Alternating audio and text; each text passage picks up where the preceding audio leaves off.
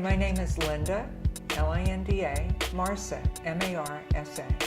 I'm a science and medical journalist, and I'm the author of Fevered, Why a Hotter Planet Will Harm Our Health, and What We Can Do to Save Ourselves. The problem is that, you hear something like Katrina, you hear something like Superstorm Sandy, and it's a problem with the media, and it's not a criticism, really, it just is the way it is that, there's sort of like this media spotlight, and then they move on to the next story, and nobody really follows up and really unpacks what happens afterwards. And we saw Katrina, we saw the destruction with Katrina, it was really terrible, and then we sort of moved on, and people sort of muddled through.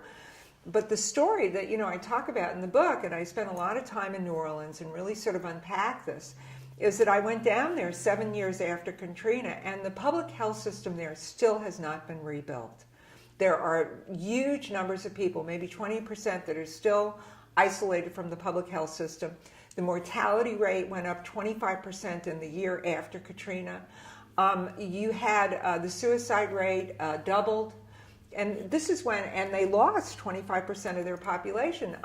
Only 3 out of 16 hospitals were functioning. 70% of all doctors were displaced. 9 months after Katrina, you couldn't get locally, there was not a lab locally to do tuberculosis tests.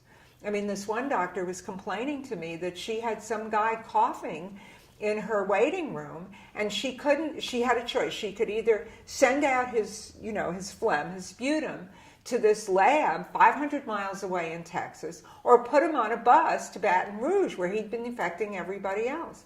I mean, as she said, the healthcare system remained unacceptably primitive for years, literally years afterwards. And I don't think people really understand this. People didn't have their proper medications because their records were lost. Nobody knew what this was. Because the healthcare system, because the whole infrastructure collapsed, a lot of people with regular jobs lost their health care. I mean, I heard this terrible story about this woman whose husband was being treated at MD Anderson for cancer. And his company went under. He lost his health insurance in the middle of his, treatment. They ended up having to mortgage the house to pay for the treatment. He died, and I'm not saying it's because he didn't get the treatment, and she lost the house. I mean, these are normal middle-class people that lost everything. And I could just go on and on. We saw the same thing with Superstorm Sandy. At NYU, one of the top medical centers in the world, they lost power. They had to evacuate over 300 patients. The same at, Bellevue. They lost power, had to evacuate all these other people. And then the receiving hospitals are overwhelmed.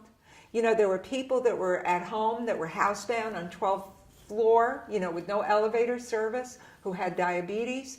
And then these visiting nurses had to somehow get to them with no transportation, and go on and on and on and on. And, you check back in after Sandy 6 months later, and there's still people that are suffering. And people don't understand that it takes years to rebuild this, that you think, well, and doctors and nurses and healthcare professionals are really heroic. They try to make it work because they're committed.